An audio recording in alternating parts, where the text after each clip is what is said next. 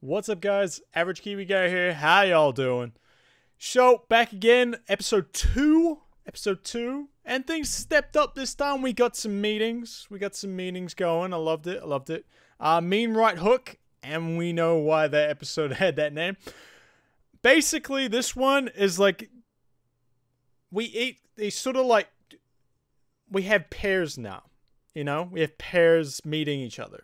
So the whole team hasn't met each other yet, but pairs have met each other.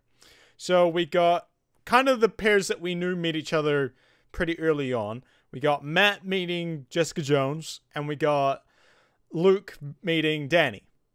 And we've seen that stuff in the trailer. We've seen all of it. So I'm glad we're kind of getting trailer stuff done now. So pretty much everything from this episode onwards should be rather new stuff. So that's pretty good.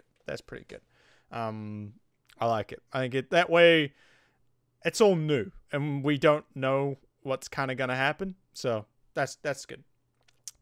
So like how did this episode go compared to the last one? Well, at least this one, it kind of everything's starting to get set in motion. Everything's rolling a little bit, and you can kind of see where stuff's going. Like, it's really getting into, like, the Han versus Kunlun and all that. And how Kunlun has basically kind of like a doorway, like a gate, in, like, protecting something that the Han's after under New York City. And, you know, people are surprised that, you know, that Kunlun's kind of there. And, like, you know, Sticksman is protecting it and things like that. And they had a picture of Kunlun on it, on their dojo and all that, where they were at. And it's interesting to see, you know, it's all the, you know, kind of how, like, they weren't just some monastery up in the Himalayas. It was, you know, they were in New York as well. So that's pretty cool. And it's going to be interesting to see what it actually is. Like, what's this thing that Kunlun's that this doorway is protecting. And like they're always going like, oh, we gotta find a key and all the rest of it. It's like, yo, it's a freaking Iron Fist or something like that. It'll be the Iron Fist, guarantee it. We'll have to unlock it. So it's gonna be interesting to see what it turns out to be. Like, is it gonna be a person? Is it gonna be, I don't know. It's gonna be probably like a weapon of some sort. Who knows? So we'll start off with Matt. Like, Matt kind of, he had an interesting one because obviously everything sort of happened with the, like, right off the bat, it kicks off right after the earthquake stuff, which was an explosion. We all knew that. It was just a really big explosion. To make that type of, like, thing, that, like, earthquake, like, it must have been such a huge explosion. Like, literally ripping underneath half of New York City. Crazy. So Matt's up on the roof and he's hearing all this stuff going on and all the rest of it. And he hears these kids that are looting, but the owners are pretty much going to shoot them. So he has to go down and save them. And this kind of triggers him. The way they're making it out to be is like Daredevil is kind of like an addiction. And even like when he meets up with Foggy afterwards, like Foggy kind of invites him out to the usual bar and stuff. And they haven't been there in a while and stuff. And the way they talk about it, it's like he's trying to break an addiction. Like this was an alcohol problem or a drug problem. So they're trying to, like, you know, they're checking up on him. They're making sure that he's not like, oh no, I see you relapse. Like, he saw all the cuts on his knuckles and stuff. Like, oh, it's like, so you know, you kind of gone backwards a little bit. And, you know, and the way they kind of make it out, like, they're helping him break this addiction, and he's trying to as well. It's an interesting way to think about it. Like, it's not like it's not a need. It's like a thing, like, it's like a thing he had, like, it's not a choice he's making. It's a need that he has to do, sort of thing. And they're trying to break that need. So that was weird. It was a weird and interesting kind of thing. And like he opened up the box with the Daredevil, you know, suit and stuff, and it's like, dude, just put the damn thing on, man. Put the damn thing on. But yeah, basically after, the way he's going is they're trying to keep him busy. Foggy gives him a whole bunch of, cases and stuff to do. And they're hoping that, the more he's doing, the less he might want to go out and try and save people, because that's such a bad thing. It's such a bad thing, I know he gets beaten half to death half the time, but, I don't know. And yeah, pretty much up to really the last point with Jessica, Matt didn't really have too much this time. He didn't have too much. It was sort of just him trying to still fight being Daredevil. It was pretty crazy. A lot of this was a lot about Danny, really. Danny had a big focal point in this episode, really. Them coming back to the dojo, like to Colin's dojo, and he's trying to refocus and stuff. And they sort of have this plan, like, yo, we gotta go out, mate. We got sent here, because there's a big battle here. The guy they were trying to save, he was trained. So someone's fighting the hand. So we know we've got allies. And Colin's trying to tell this to Danny, but Danny's really down. He doesn't have much confidence in this, and he's not sure about it and everything. And she finally gets him to, to agree to do this. And, she's noticed the sword that he had and all that. So they got to go to this store that pretty much the only one in New York that could do this, to make, really make those swords, because there's only like 10 in the world or something. So she knows the store, and they go there, and turns out it's pretty much Stick's men. Stick, it's all his group, and they're slowly starting to see that there is another group fighting the hand, and it's Stick's group. And they come into the dojo where these guys have been training, and they obviously had this big fight with either a whole group of the hand or Elektra ripped through there and just wasted all of them. Like, these guys are cut up. Like, they're done. Like, there was no real stopping it. And yeah, they just like noticing, like, what the heck just happened? They're looking around, and and they notice the picture of Kunlun, and they're like, who are these guys? They have no, like, people are like, what are they doing here? So they're starting to see, like, Kunlun wasn't the only ones that were fighting, or this is another part of Kunlun. Like, these guys were the outside guys. Maybe they weren't a part of them themselves, but they know Kunlun, and they know all that about what they're doing and stuff, and they know the Iron Fist. And so it's going to be interesting to see when they finally do meet Stick, how Danny interacts with him. I think that's going to be an interesting thing. And obviously, he meets up with my man Luke. Luke's on the tail of this, of pretty much what's going on in Harlem. Like, the guys being hired out of Harlem to do these, jobs, and they're getting themselves killed, but they're getting paid lots of money and stuff. So he's trying to figure out where they are. And Luke runs into our old friend Turk. And yeah, basically presses him for, poor old Turk. He's just trying to make a living, man. He's just trying to, do his own thing. And generally every hero in New York seems to just put him up against the wall and stuff. So Turk, he gets pressed, they press him for, Luke presses him for, what's going on? Like, who's running all this stuff? And he tells him about a guy wearing like a white suit with the white hat and alligator boots and stuff, and like he's some new guy, and he doesn't really know what he is because no one's asked him about working for him. So he's like, you got to go to this address and stuff, and he goes there, sees that the young guy that he was trying to help in the first episode is with this guy. So he was gonna tell Misty, to come down and, arrest everyone, but, he kind of hopes that he could get this young kid out, and he follows him. Turns out that the young group is getting sent to this dojo that, Danny and all that were at, to basically, I think it's acid. They're like melting the bodies so that they can't be identified. and they're just like, they're the cleanup crew. They're the cleaners, and they got to go around and they got to do all this stuff. So they're kind of like hiring these kids to just do the dirty work, which is a kind of a, you think you'd have like professional like cleaners and stuff. Like you think that would be the hand, like it would have set people that do this, not just a bunch of kids from Harlem.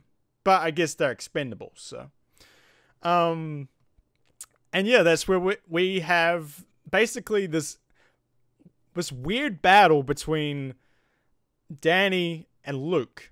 And really, for Danny, Luke is probably the worst person for him to go up against, because nothing that he can do other than his Iron Fist will hurt Luke. There's nothing. No punches, no amount of martial arts will ever allow him to beat Luke. Because he just can't do any damage to him. Can't hurt him, can't get him on the ground, can't do anything with him. So, it's it's all this like, pop, pop, pop, pop, pop, pop, and it's basically him like using him as a punching bag, and Luke's like, yeah, no, and just like knocks him to the ground, throws him around. Danny has no idea what to do, and basically resorts to using his Iron Fist and just boom, right hook right to the jaw. And I would have loved to have seen Luke go, damn, like, man, my jaw hurts. Probably in the next one we'll see it, but he's like, ah. And yeah, the cops show up and arrest the young guys, and they all got to run off. But I liked it. I liked it how that was the first sort of meeting between these two, because, like I said, they're the kind of two opposites, like, fighting style wise, really. Because, Danny is all about martial arts, and martial arts would never work against Luke. So they were a good meet up, good way to battle the first time. I liked the fight. It was funny. It was funny. It was a bit of humor, and kind of showing like Danny's limits, I guess, with going up against these super people. So yeah, that was interesting. I liked it a lot. And just the way Luke just sort of like, yeah, no, bump, sort of knocks his ass to the ground and stuff. I liked it. And then I guess Jess, she still on the hunt for this guy, the husband of these people, and the guy that basically she followed to this apartment, and she goes to this, I guess, like these archives place, and she tried to finding this business or something, and she still can't figure out who they are and all the rest of it. She goes to it, and Hogarth, who Trinity, obviously from Matrix, shows up, and she basically telling her to stay out of this, like get out of it. There's too many big like law enforcement people. I don't want you anywhere near this, because if you get caught, I got nothing to do with you. And she, like, later on, she's talking to Foggy, and Foggy's like, she tells Foggy, like, you keep an eye on this, but if she gets caught, we are not to be anywhere near this. So, yeah, that was interesting to see. I quite like how, Hogarth, she blends between all of them. Like, she has some sort of connection to all the shows. She's one of those characters that can go through all 4 shows. I quite like it. And yeah, it was kind of cool to see the detective side of Jess. You can see their roles starting to sort of come out. Like, obviously, Danny's kind of going to be like the bankroll. He's going to be the money, but he's also got, the martial arts and stuff like that. Luke's definitely the muscle, but probably kind of like the pure heart sort of one, like the one that will keep them focused on what they're doing. Then you got Matt, who's kind of like the twisted soul, kind of, the one that will probably do what has to be done, got the experience, kind of knows what he's doing more than the others do, especially in New York. He knows that stuff. And then you got Jess, who's, she's obviously muscle as well, but she's got the detective side. She'll figure out and be able to find things and stuff like that. So you see the roles starting to come out, which I do like. But yeah, she basically goes back to her place, and the guy that she's looking for is there. and he has her neighbor, basically at gunpoint, and he's saying like, "You gotta get away! Like, don't! I told you not to follow me. What are you doing?" And I know who you work for. And obviously he's the guy that he's been used by the Hand to do stuff. So probably the one of like probably someone in on like blowing up the buildings or like underneath and stuff like that, like because he's an architect. So he must maybe under one of his buildings this thing exists that the Hand want. So he's found out what's gonna happen. Like they're gonna like destroy the city. So he's trying to stop them. I think that's why he had so much C4 in his room, because he was gonna try and stop them that way, like blow them all up or something. And yeah, he's like hysterical and all that. And guess who comes to the door? Elektra. Elektra shows up, slices, like just sticks his sword through the door, slices the lock, kicks it open, whacks Jess like across the room, picks up the guy. The guy's like, "Yeah, no, you're not gonna get me." Shoots himself in the head. Like, I guess because they think like, "Oh yeah, they'll just bring him back alive, so this way he can't do it." So this guy was like well into the Hand, like he knew what they were gonna do. So obviously he'd been working for them for a while. And then, yeah, basically, again, kind of shows Elektra's power level where she can just smash Jess to the side. Like, she was nothing.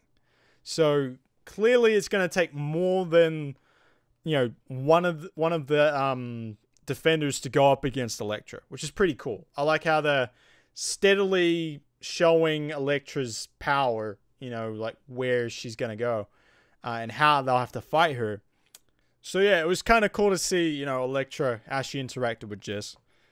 And basically that gets Jess in trouble because she runs outside with blood all over her face, and Misty's there to arrest her. And that's where we see the scene from the trailers where Matt walks in, tells Jess not to say anything, which is pretty hard for Jess. And yeah, that was where those two meet.